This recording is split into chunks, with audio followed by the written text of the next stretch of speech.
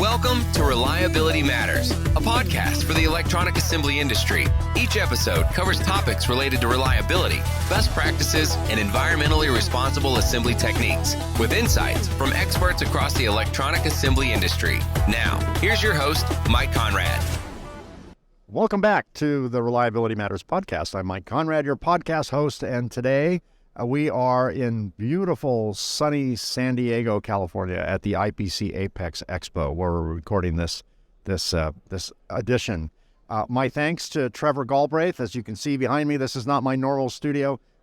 He has allowed us to invade his space and has been kind enough to let me produce my podcast from his booth. So thanks to Trevor, thanks to Summer and David, who are pushing the buttons at just the right time. Yay, there you go. David's cheering himself.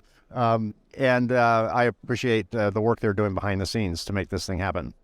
Today, on this episode, we're going to talk about two words that, when combined together, might have a different connotation to some people than others. One is the word big. I'll let that stand alone. The other is the word data. And obviously, we are a data-driven industry recently, and more. And the words big data, when used in social settings by the press, usually are used to describe privacy issues and things like that. And what I want to do is kind of dispel that myth. There are probably other issues with big data that are not subjects for this show that we can solve another day, but data has some real solid applications and some real benefits, and it's going to drive our industry into levels of efficiency in a direction that we probably have never seen at all in this industry. And one of the companies behind this data movement is Arch Systems. And I'd like to introduce my guest from Arch Systems, which is Luisa Herrmann. Thank you so much for being here today. Thank you for having me. I appreciate you being here. I think you were ordered by your marketing staff to come to the booth and talk to Mike. So I appreciate the compliance. Let's just kind of start off, back up a little bit, and talk about Arch Systems. Tell me and my audience, what is Arch Systems? Who is Arch Systems? What does Arch Systems do? Where's your place in the universe here? That's a great question. So Arch Systems is a company that was founded in the IoT space to, originally to collect data from machines and to improve processes with those machines. And now what we're doing is we have this layer where we collect data from all types of machines, all machine manufacturers, and we are able to take that data into our broker system. And from that, we can do analysis on it. We have all these applications. We can create dashboards. We can create actions, notifications. So just imagine that the machine data, all of the production data, is coming in, and you can do many actionable things with it. And Arch is really about being that layer that grabs that data and does these analytics on that data and showcases that to customers in ways where they can improve their efficiency, their utilization in their processes. Okay, great. Your answer just generated about 8,000 questions for me. So we'll narrow it down to a few, right? Because this is not a 9-hour show. We've come a long way. Old machines. I started in this industry in 1985. And in those days, pretty much everything was analog, right? If you're keeping records, someone's got a clipboard and a pen, and they're just writing down facts or taking pressure readings off of gauges and whatever. And then, Excel came along, and now we're able to kind of crunch that data and at least display it in an organized fashion, apply some algorithms to it. That's great. Then digitization kind of comes along, and now we're able to start storing data. So machines start collecting data. And now we're to the point where we have the technical ability and the financial ability, due to technical capabilities increasing, to capture more and more data, hence the term big data. The question that comes to mind is, now that we have the technical capability to collect the data and the relatively cheap price of storage to store that data, the industry seemed to be less discerning over what it's going to collect. Because if it's cheap, just buy it all, right? Just collect everything. Then CFX and Hermes and other types of standards come along and they say, okay, we have a way, a protocol, a language to collect that data and pass it on to the next machine that might need it. Okay, great. Now we built a highway. We all agree we're going to drive on the right side of the road or the left side of the road, whatever. We have the protocols. We now have, what's bigger than terabyte? A zillion byte. I don't know what it's called, but Petabyte. yeah, gigs of terabytes, right? Whatever that number is. We have terabytes worth of information that we all have available to us. What do we do with that information? What information should just be thrown away or archived for later purposes? What information is valid? So a lot of companies turn to the manufacturer of the machine that's collecting the data. And to me, it's a little bit like fox guarding a hen house situation, or at least potentially. Because if I'm a manufacturer of a machine and you're asking me for data that might reflect the performance or efficiency of the machine, I'm going to be very careful about what I give you. And, you kind of have a selective data set. Then again, if I go to a company that specializes, like Arch Systems, for example, in collection of data and distribution of data and discerning data, what do you know about my process? So there seems to be this dilemma. So help me understand how the advantages of either just accepting the data right from a manufacturer of an OEM versus a company like yours. And if it is a company like yours, how do you know what's important and what bus should drive over the manufacturer or not, right? Does all that make sense? No, it does make sense. And you started out this conversation by talking about big data. And there is this aspect of, for a long time, we couldn't collect the data. And then when we could collect the data, we could only store parts of it because storage was expensive. And so you had to be very careful and selective of which data you collected and stored. And so the insights that you could get from that data were restricted by the amount of data that you collected and stored. And now we're at a stage where you can collect everything because there are sensors everywhere. You can store everything because storage is cheap. And now it's, okay, and what do we do with all this data? And when, you're seeing at this show that there's a lot of people talking about insights and analytics and data, and machine manufacturers talking about the insights and the dashboards that you can have from their data. But I think it's an element of, like I said, Arch has this objective layer that collects data from all of the manufacturers. We work with the manufacturers to versus a subjective layer if it came from an interested party. Correct. Right? Where you would be able to select which data gets shown. But more importantly, this way you're able to collect data from many machines, many manufacturers, many types, the entire line in an SMT manufacturer, for example. We can collect that data and aggregate it and have it show, issues with attrition, for example, or machine faults that are happening. And if we're able to do that and we're able to surface all of that to the user across their entire line, across their entire factory even, then you don't need to rely on each individual manufacturer to have their own dashboard for that specific part of the process. You have a holistic view of the entire process and a holistic view of how you can improve it. So that's why, I'm biased, but as I should be. But I think that a solution like Arch, where you have that data collection across all of the parts of the manufacturing, all of the parts of the factory, where you can surface these opportunities for improvement, these insights, these analytics across all these different machines is better for the results that you're trying to achieve as a manufacturer than just getting the information specifically from each manufacturer. And the manufacturers also, like you said, there's maybe an incentive on what to collect, but there's also this, sometimes some of them are still on you have to select what you want to collect before you collect it based on the analytics that you want to get out, as opposed to just getting all of the data and doing all of the analytics. Right. That needs to be set up. So that a lot of our customers don't have a dedicated data science team. Right. So if they're being given all of this data with no context and they're told, interpret this, that's also not fair. Ominous job. Right? Because then it becomes subjective again, because they're going to interpret what's important in their world, and they don't care about the next person down the line. They can do it themselves, right? Right. And so if you don't have a process for doing that, there's just a lot that can go wrong. And that's when we get, big data can go wrong, can go very wrong. And that's when big data gets its bad rap, right? Because it's just useless data. Yeah. Unless it's discerned properly and sorted and understood. That's what's the old saying? There's 3 types of lies, damn lies, and statistics. I think data can kind of fall into that category because data is very statistical, and one can choose to select data sets that prove their point. You and I can say something is white and something is black, and we can probably come up with enough data sets to prove our point, absent of other data sets. If I was a potential customer of Arch or any similar type of company, and I needed a project, what kind of, I'm sure there's some kind of discovery process where your team meets with their team and figures out what's important in their world and all the different types of equipment they're using and how that data is captured and transmitted and all that. Is that a long process? Or is it kind of, we take something close out of the box and we just tweak it to them? I don't know how customizable.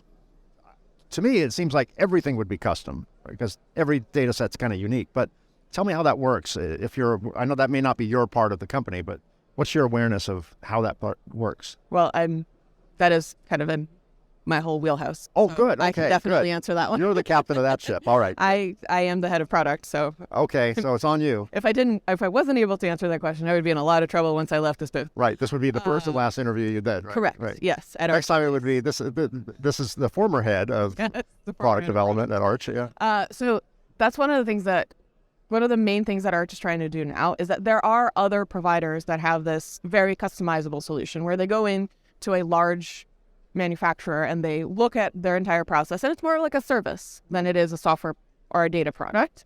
But what Arch is aiming to do is to come up with a solution that is broad enough that we can come into a customer and say, you are an SMT manufacturer, you have these kinds of lines, you have these kinds of processes, you probably have issues with attrition, quality, utilization, machine faults. So you just see their eyes light up when you say that. It's like they get me. Oh, you understand. Right? Exactly. Yeah. And so because we have worked with these customers and we have worked in this industry, we're able to, we know what the problems are. We know what kind of data they're looking for. We know how to get that data. So we're able to have something out of the box that at least collects, I would say gets us 80 or 90% of the way there.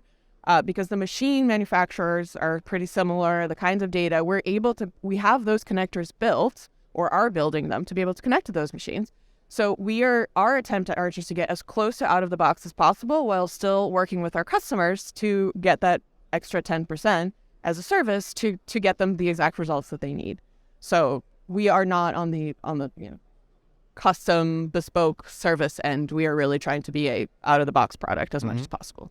And how much of your effort is with the equipment manufacturers and the end users of that equipment? So obviously, equipment manufacturers may be a huge effort, but once you get it. As long as their protocols don't change, now you're golden. But do you ever get a new customer that's using some strange piece of equipment that doesn't really collect data the way it should be collected? And if so, do you have to come up with some unique interfaces? And do you work with that client, the customer's vendor, or do you work on their machine that they bought and tweak it? Is it done at the factory or is it done at the customer site? It's primarily at the factory level. Okay. So we work with the manufacturer and look at the machines that they have and see what the protocols are. We do read, the product documentation from the manufacturer because that usually contains a lot of the information that we need. But actually, Arch started out as a hardware company with pods that would be placed in the machines to gather that information. So even machines that don't have that smart component to them, we can still get that data out because the pod still exists. So it is, whenever we find a different machine, we can build the connectors to make it work with our broker system. Yeah. So it is, and we are building relationships with the machine manufacturers as well, but it is primarily, we go into our customers are the manufacturers, the SMT manufacturers, and we talk to them about what their machines are and what their needs are directly. Do you ever get, and don't name names obviously, but is there sometimes some resistance, a little bit of a wall from equipment manufacturers? Like you're going to come in and expose inconvenient truths or, truths nonetheless, some of them inconvenient, or are they a little bit guarded when a company like yours comes in and says, we want to tap into all your data? So I won't name names. Oh, please. Of course not. But no, it's actually... There's another place you won't be with. No. We're finding you from everyone. Not going to come to the show at all next year. Exactly. Can't show my face here. No. So the kind of resistance is actually related to something that I spoke a little bit about earlier, which is at the show, we're seeing a lot more of these companies talking about data. And so because these equipment manufacturers already have that data, they want to be the ones to provide the analytics solution and the analytics link. Google, they want to sell the data. They want to have the insights themselves, and that's being added to their machines, to their offering as an add-on or just something on top. It's that brings the fox in the henhouse scenario, right? How objective is the data if it's coming from a subjective reasoning? It depends on how they are surfacing that. Right. How raw it is, how much analysis they're doing before the data gets surfaced, what kind of dashboards you can build, like how much customization you can do. All of that is going to depend. But I think more importantly, it's the fact that if each one of these has a different protocol and a different way to surface data and a different dashboard and a different analytics protocol, then you lose the objective layer that I was talking about, where you're able to collect all of that and have insights that are across the line or across the factory. Right. But I mean, I that's why I think the benefit of having something like Arch over the manufacturers. But I take it as a good thing that there's this renewed focus on data, that everyone suddenly realizes. We can all agree on that. Everyone whether they have a horse in a race or not, they can all agree that the good part is the data. Right? Yes. You can argue over what gets parsed and what gets shown and not shown and censored or whatever, but we're all talking about Industry 4.0. Exactly. So if a customer says, okay, we want to start crunching the data, we've got all this stuff, we don't understand it, and they go to a company like Arch, do they, as a kind of a stereotype, do they generally come to you and say, show us everything you think we need to see, or do they kind of want to drive the train and say, we want to see this, this, and this? And if that's the case, are you ever in a position where you have to say, really, you need more than you, or that's not the way it should be interpreted? Because data's your world. Yes. Data's not most contract manufacturers' world or OEM's world, right? Correct. It's part of it, but it's not their world. Because you live in data, do people listen to your advice? Do you steer them, kind of guided discovery? Do you get them to agree that that's a good idea, to change what their original perspective was and what their needs were? Does that question make sense? It makes sense. And again, you're asking a question that if I can't answer, then I'm not doing my job. Okay. No, I mean, I think that, so the Arch FX platform that we launched is relatively new. Before, we were just working with the customers to get the right data out, and have them say, we need something that does this or that. And so we've just started down the path where we are being more prescriptive on what we offer. And here's what we think you need. Like I said, based on, we understand you. We understand what your problems are. We're going to create a suite of solutions that are going to address those problems. And we're going to work together to make sure that that works. And I think that they do trust us to know, because like you said, it is our world. But right. Every contract manufacturer, every SMT manufacturer has their own quirks, has their own individual, characteristics. And so they do want us to understand what those characteristics are. And we know that they exist. We don't say that we understand everything. And so there's a balance there that I think is really interesting as to how much we are prescriptive and how much we let the customer tell us what they want. And how guarded are customers, if they are guarded? Given the fact that your company will come in to contract manufacturer A, show them how to crunch all their data, and then you're going right across the street to their competitor, contract manufacturer B, showing them the same thing. Are they asking you to show firewalls between, make sure that their data is not shared with someone else's data? Is that a concern people express? And if so, do you jump ahead of that, or? I mean, there's a concern in general when we're talking about data, where, Arch is a cloud solution. So we take the data and we put it into the cloud so that we can do the analytics. You have an SAS model? Is that the thing? So, we're not on-prem. Your data is leaving the factory, which is the way where we can provide a lot of our analytics, and the fact that we can provide a global view of all of the factories, not just the local information. And so there is a lot of sensitivity around the fact that that data is leaving. And so I think once a customer gets to the point where they're okay with their data leaving and going into the cloud, then they understand the security that's necessary, and we can show them that we have. You want to make sure their data sent up and come back.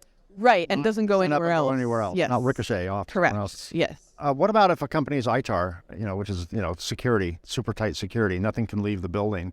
When we sell we're an equipment manufacturer, we sell equipment. If it goes into an ITAR facility or something similar, we literally have to super glue connectors into all the USB slots so that you can't use them. Talk about high security. Yes. Gorilla glue or super glue. But the point is, if it works, we have to remove all the drivers for the Wi-Fi, which someone could install easily, but it's hard to when all the USB slots are glued shut. So the point is nothing can leave the facility. Is that not just in an Arch world, but in just data collection world and Industry 4.0 world and all that? Is there a workaround? Can that be done, server-based in their building? Is it only cloud-based? What are the options? So it is primarily cloud-based for the reasons that I mentioned. I mean, if we have that objective layer and it stays on-prem, then you lose the analytics, you lose the global. You're doing all the crunching in your server farm somewhere, right? Yeah. And at your facility, secure facility, and then sending the data back. I would imagine if you were to do all that terabytes of data crunching on-prem, you'd end up with multiple server farms everywhere.